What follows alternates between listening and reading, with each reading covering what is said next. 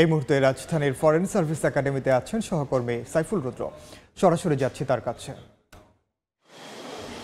জাতীয় ঐকমত্য কমিশনের দ্বিতীয় পর্যায়ের 14তম দিনের আলোচনা চলছে। আজ সকাল 11:30টায় রাজধানীর ফরেন সার্ভিস একাডেমিতে এই আলোচনা শুরু হয়।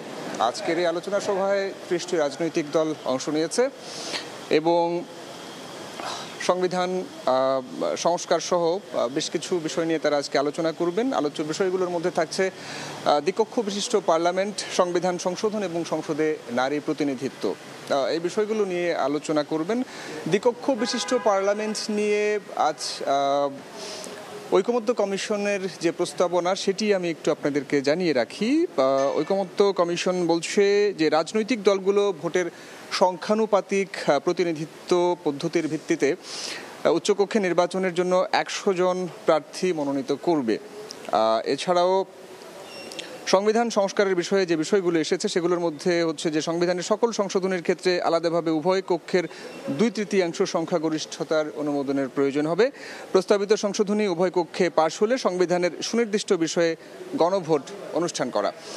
আর সংসদের নারীর প্রতিনিধিত্বের বিষয়গুলো নিয়ে তারা যা বলছেন, এখানে আছে যে সংবিধানে উল্লেখিত জাতীয় সংসদের সংরক্ষিত নারী আসন বিলুপ্ত হবে এবং নির্বাচনে অংশগ্রহণকারী রাজনৈতিক দলগুলোর মধ্যে যে সকল রাজনৈতিক দল 25 বা তার চেয়ে বেশি আসনে প্রতিদ্বন্দ্বিতা করবে সেই সকল রাজনৈতিক দল তাদের মোট প্রার্থীর ন্যূনতম 1/3 আসনে নারী প্রার্থী ঘোষণা করবে এবং নিশ্চিত করবে আর কি এই বিষয়গুলো। এবং এই বিষয়গুলো সংবিধান অনুচ্ছেদ 65-র প্রয়োজনীয় সংশোধনের মাধ্যমে করতে হবে বলে তারা বলছে।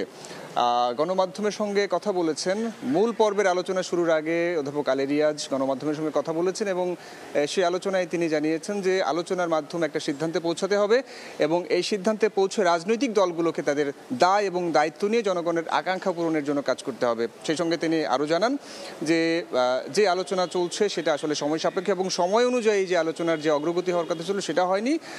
সবশেষ তিনি জানান যে এই আলোচনা যদি ব্যর্থ হয় তাহলে পুরো বিষয়টি অর্থাৎ সার্বিক যে বিষয়গুলো আছে সবকিছু ব্যর্থ হবে। তো এই ছিল ফরেন সার্ভিস একাডেমি থেকে আমার কাছে এই মুহূর্তে থাকা তথ্য। সরাসরি যুক্ত ছিলাম রাজধানীর ফরেন সার্ভিস একাডেমিতে।